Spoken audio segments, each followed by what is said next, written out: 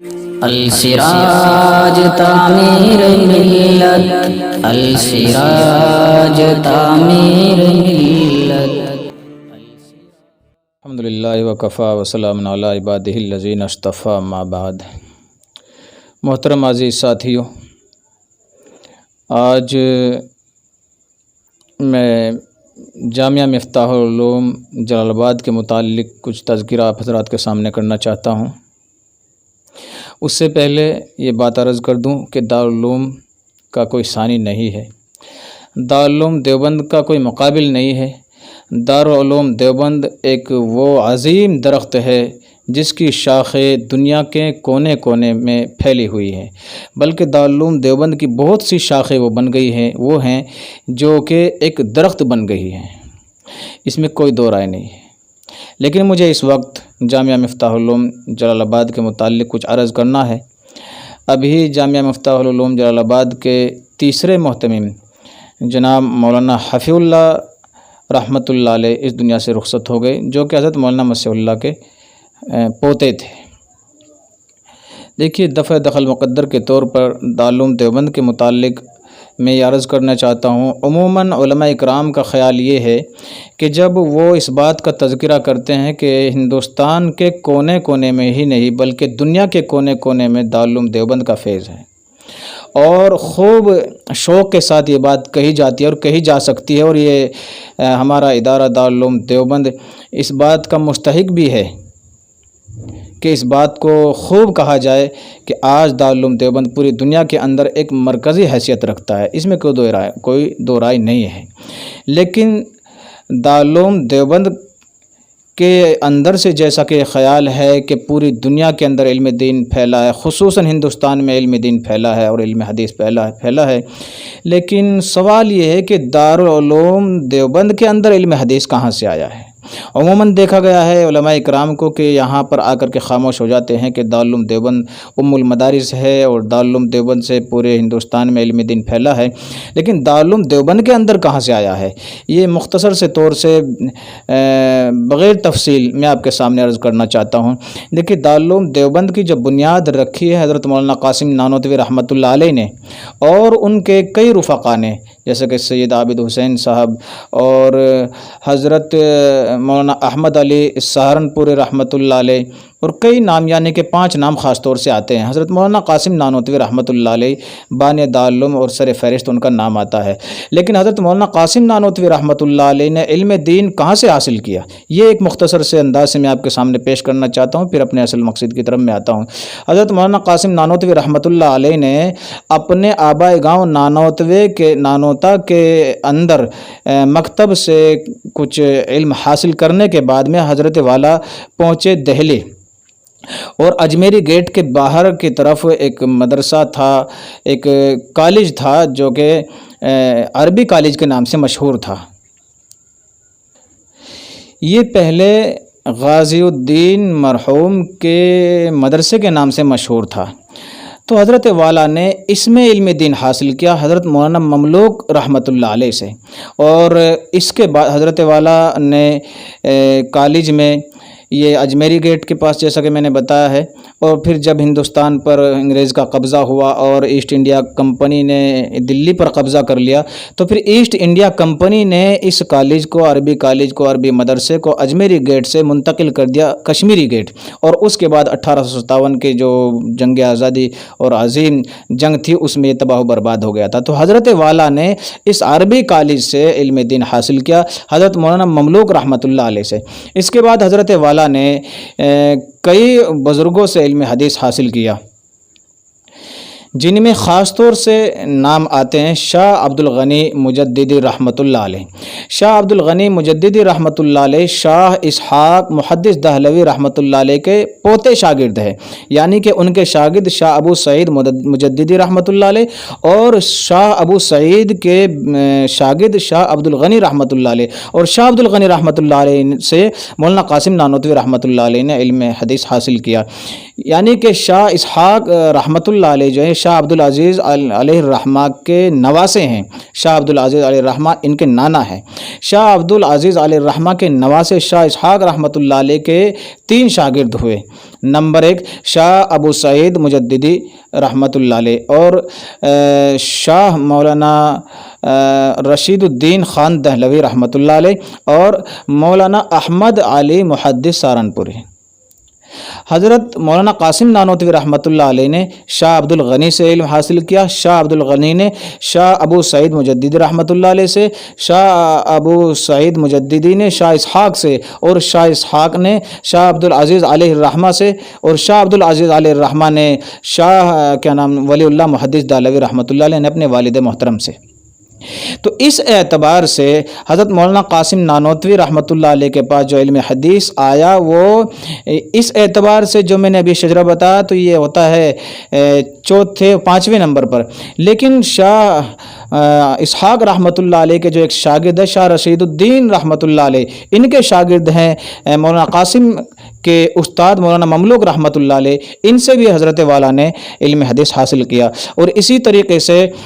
حضرت مولانا احمد علی سہارنپور رحمۃ اللہ علیہ جو شاہ اسحاق کے شاگرد ہیں، ان سے بھی حضرت مولانا قاسم نانوتوی رحمۃ اللہ علیہ نے علم حدیث حاصل کیا۔ تو اس اعتبار سے آپ کا شجرہ ہے شاہ عبدالعزیز علیہ الرحمہ تک جا کر کے ملتا ہے، یعنی آپ نے علم حدیث حاصل کیا حضرت مولانا شاہ عبد الغنی، اور انہوں نے ابو سعید، اور انہوں نے شاہ اسحاق، انہوں نے شاہ عبدالعزیز علیہ الرحمہ نے اپنے والد محترم شاہ ولی اللہ محدث دہلوی رحمۃ اللہ علیہ سے۔ شاہ ولی اللہ محدث دہلوی رحمۃ اللہ علیہ وہ ہندوستان کی وہ شخصیت ہے جنہوں نے پہلے باقاعدہ مسند حدیث سجایا۔ حضرت والا شاہ ولی اللہ محدث دہلوی کی جو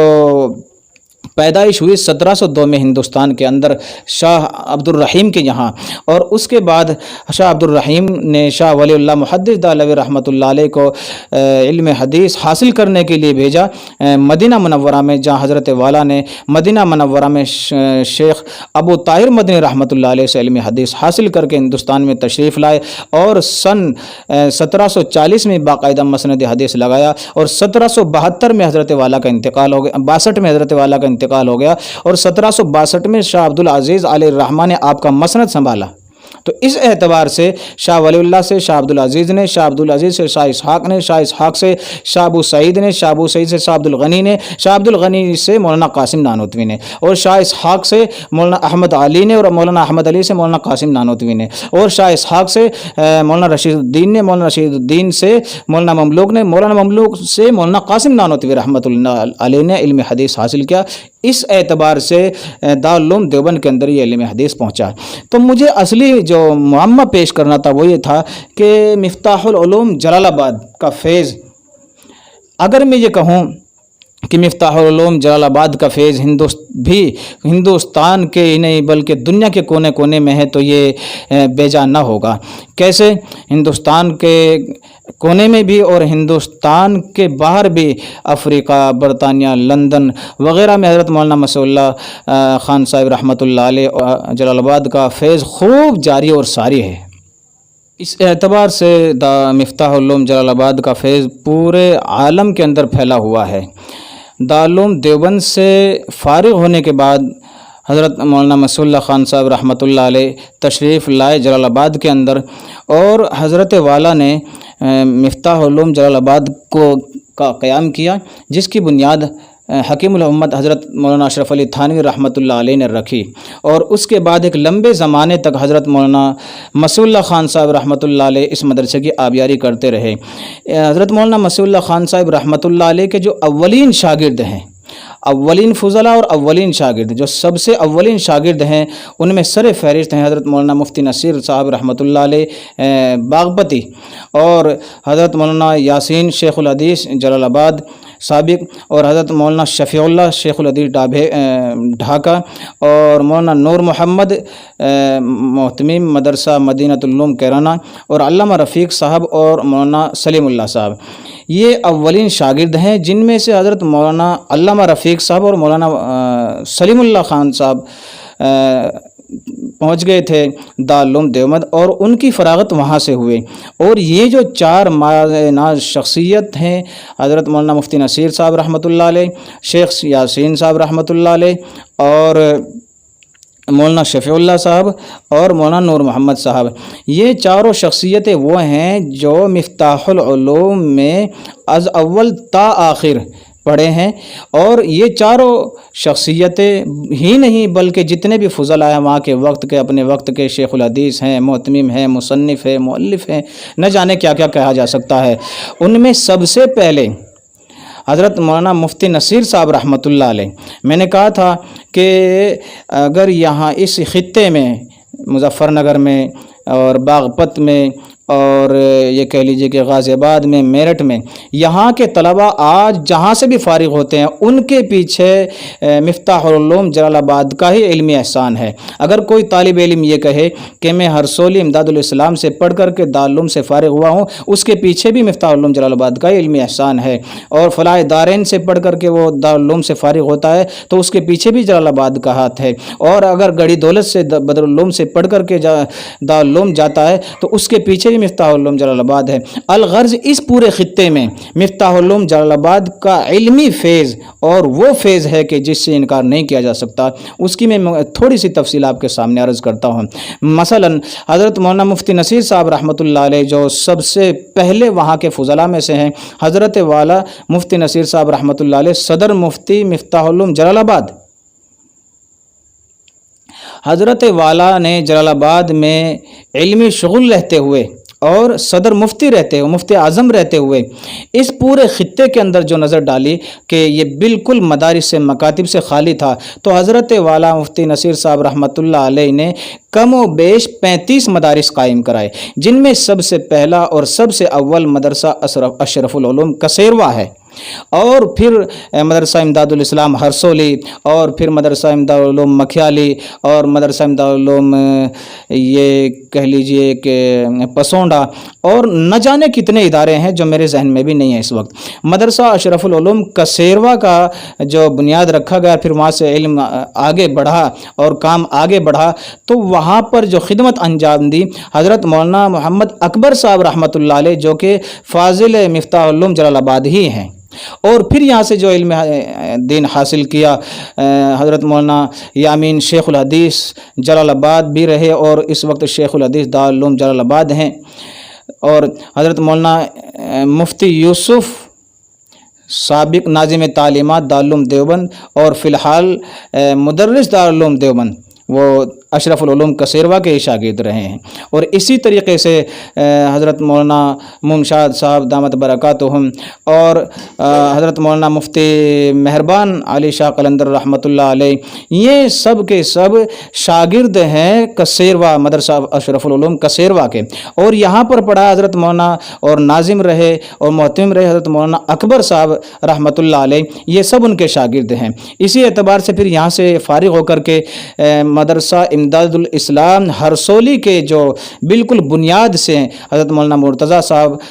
رحمۃ اللہ علیہ، وہ بھی فاضل ہیں مفتاح العلوم جلال آباد کے، اور پھر اس کے بعد اس مدرسے کو امداد الاسلام ہرسولی کو پروان چڑھانے والے اور چوٹیوں پر لے جانے والے اور ہندوستان کے کونے کونے پر اس کا نام روشن کرنے والے حضرت مولانا مفتی مہربان صاحب شاہ قلندر رحمۃ اللہ علیہ، وہ بھی فاضل ہے مفتاح العلوم جلال آباد کے، اور طالب علم ہے اشرف العلوم کسیروا کے۔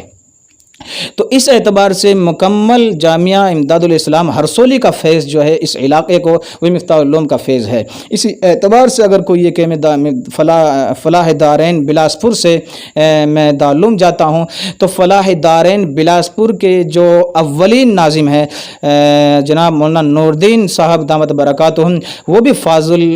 مفتاح العلوم جلال آباد ہی ہیں۔ اور اسی اعتبار سے جو اس کو پھر آگے بڑھانے والے جناب مولانا ممشاد صاحب دامت برکاتہم، وہ بھی کیا نام حضرت مولانا اکبر صاحب رحمۃ اللہ علیہ کے شاگرد اور حضرت مولانا مفتی نصیر صاحب رحمۃ اللہ علیہ کے شاگردوں میں ہیں، وہ بھی مفتاح العلوم جلال آباد ہی کا فیض ہے۔ تو جو آج فلاح دارین بلاسپور کو اور مزید فاران کی چوٹیوں پر لے جانے والے حضرت مولانا میر زاہد دامت برکاتہم، جنہوں نے مجھے گود کھلایا ہے، میرے والد محترم کے شاگرد ہیں، اور حضرت مولانا اسماعیل صادق دامت برکاتہم، یہ بھی میرے والد محترم کے شاگردوں میں ہیں، جو اس وقت اس مدرسے کو پروان چڑھا رہے ہیں۔ یہ حضرت مولانا مفتی مہربان صاحب رحمۃ اللہ علیہ کے شاگردوں میں اور امداد الاسلام ہرسولی کے شاگردوں میں ہیں۔ یہ بھی گویا کہ یہ کہیے کہ مفتاح العلوم جلال آباد ہی کا فیض ہے۔ اسی اعتبار سے اس پورے خطے کو لے لیجئے کہ جتنے بھی یہاں کے فضلاء ہیں عموماً اور اکثریت، ان فضلاء کی جو تاریخ دیکھی جاتی ہے وہ مفتاح العلوم جلال آباد ہی ہے۔ جیسا کہ آپ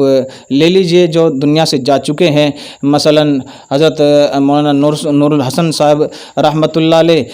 امداد العلوم مکھیالی کے ایک لمبے وقت تک ناظم رہے اور محتمم رہے اور اس کو آگے بڑھایا۔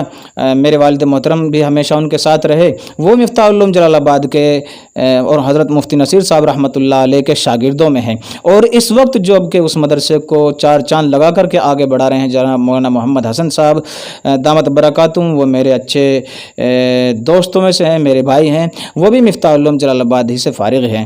اور وہاں سے جتنے بھی طلباء نکلنے والے ہیں وہ سب مفتاح العلوم جلال آباد ہی کا فیض ہیں۔ تو جو بہت سارے ایسے ہیں جو وفات پا چکے ہیں، جن میں یہ کہہ لیجیے سر فہرست حضرت مولانا صفی اللہ عروف بھائی جان، جو مفتاح العلوم جلال آباد کے دوسرے محترم ٹھہرے گئے ہیں، دنیا سے جا چکے ہیں، اور اسی طریقے سے شیخ یاسین صاحب جو اولین فضلاء میں سے ہیں، وہ وہاں کے جہاں سے فارغ ہوئے مفتاح العلوم سے وہاں کے شیخ الحدیث رہے ہیں، شیخ یاسین صاحب رحمۃ اللہ علیہ، اسی طریقے سے مفتی مہربان صاحب رحمۃ اللہ علیہ، اور اسی طریقے سے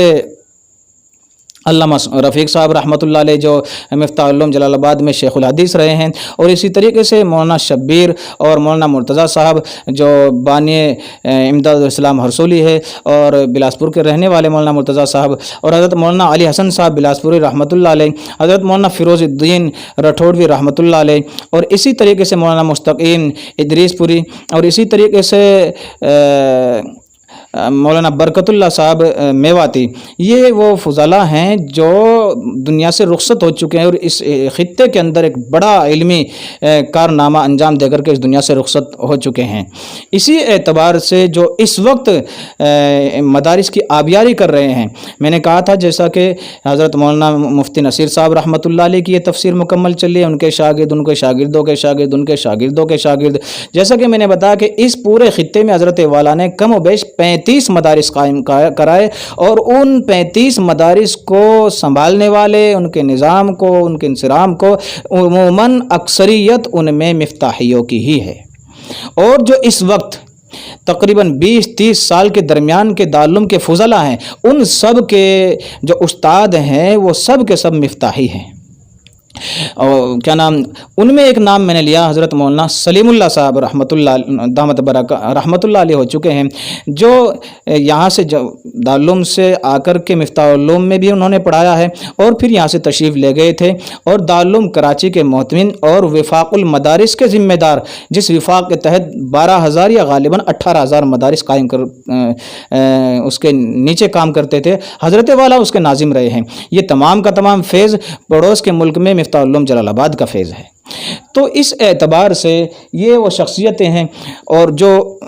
دنیا سے جا چکے ہیں، جو دنیا میں اس وقت کام کر رہے ہیں، حضرت مولانا مفتی شعیب اللہ صاحب بنگلور میں، اور حضرت مولانا مفتی ایوب صاحب دامت برکاتہم بڑوت میں جو مدرسہ نوریہ کو پروان چڑھا رہے تھے، اور حضرت مولانا مفتی طاہر صاحب دامت برکاتہم اور ہرسولی، اور حضرت مولانا انیس صاحب دامت برکاتہم ادریس پوری باغپتی، جو اس وقت مدرسہ جامعہ امداد الاسلام ہرسولی کو پروان چڑھا رہے ہیں۔ ایک وقت تھا کہ حضرت مولانا مہربان صاحب رحمۃ اللہ علیہ کی گونہ گو محنتوں سے پروان چڑھا، اور اس کے بعد حضرت مولانا انیس صاحب رحمۃ اللہ علیہ اس کے نظام کو سنبھال رہے ہیں۔ حضرت مولانا عبدالستار صاحب رٹولوی دامت برکاتہم اور مفتی محمد طیب صاحب دامت برکاتہم اور میرے والد ماجد جناب حافظ قاری سراج الدین صاحب دامت برکاتہم، اور اسی طریقے سے مولانا ایوب صاحب شاملی، اور اسی طریقے سے مولانا عبدالصمد مکھیالی اور مولانا شوکت مکھیالی اور مولانا الیاس صاحب دامت برکاتہم کیرانوی، جو اکابر مفتاح العلوم جلال آباد کے نام سے ایک کتاب باقاعدہ مرتب کر رہے ہیں، وہاں کی تمام تاریخ اس میں لا رہے ہیں۔ اسی طریقے سے مفتی محمد قاسم صاحب جلال آباد دامت برکاتہم، اور اسی طریقے سے مولانا اسلام حلال پوری اور شہر قاضی حبیب الرحمان صاحب جلال آباد، قاضی حبیب الرحمان صاحب قاری حبیب الرحمان صاحب باغپت میں، اور اسی طریقے سے مولانا اسلام شبگوی اور مولانا یامین ٹانڈا اور مولانا عارف الحق بڑوت، جو مدرسہ نوریہ بڑوت کا نظام اور وہاں کا انتظام سنبھال رہے ہیں۔ یہ تمام کے تمام وہ حضرات ہیں، اور ابھی تو وہ بھی ہیں جو ابھی میری زبان پر نہیں آئے ہیں، اس لیے کہ اگر میں سب کا باقاعدہ احاطہ کروں تو ایک لمبا وقت چاہیے، لیکن یہ تمام کا تمام فیض مفتاح العلوم جلال آباد ہی کا ہے۔ اور وہاں کی جو دوسری فارغ ہونے والی جماعت تھی، جن میں حضرت مولانا مقصود صاحب رحمۃ اللہ علیہ بانی بدرالعلوم گڑھی دولت سے اگر کوئی طالب علم دارالعلوم جاتا ہے، وہ بھی مفتاح العلوم جلال آباد کا فیض ہے، اس لیے کہ اس کو سب سے بنیاد میں اپنا خون پسینہ ڈالنے والے حضرت مولانا مقصود صاحب رحمۃ اللہ علیہ تھے، جنہوں نے مدرسہ مخزن العلوم غالباً قائم کیا کاندلے کے باہر گھسولی روڈ پر۔ گڑھی دولت کو پروان چڑھانے والے حضرت مولانا مقصود صاحب رحمۃ اللہ علیہ تھے، وہ بھی مفتاح العلوم جلال آباد کے شاگرد تھے۔ اور اسی طریقے سے اسی کے اندر ایک جماعت ہے حضرت مولانا عبدالرزاق صاحب، اور پھر تیسری جماعت ہے جناب مولانا مستقیم صاحب کاندلوی، مولانا عبدالرزاق صاحب جو تیسری جماعت ہے بھیسانی۔ یہ تمام کے تمام فضلاء ہیں جنہوں نے اس پورے خطے کو، جنہوں نے ان تمام اضلاع کو، اس پورے ملک کے کونے کونے کو مفتاح العلوم جلال آباد کے فیض سے، وہاں کے علمی روشنی سے اس پورے ملک کو انہوں نے منور کیا ہے اور روشن کیا ہے۔ دارالعلوم جلال آباد، دارالعلوم دیوبند کو فخر ہے جلال آباد پر، اور وہاں کے ایسے ایسے طالب علم، بلکہ میں اپنی زبان سے ایک چھوٹے الفاظ ان کے لیے کہہ رہا ہوں، یہ میری حیثیت نہیں ہے، وہاں کے طالب علم فارغ ہونے والے حضرت مولانا اشرف علی تھانوی رحمۃ اللہ علیہ، جن کے ہاتھوں سے مفتاح العلوم جلال آباد کی بنیاد رکھی گئی، اور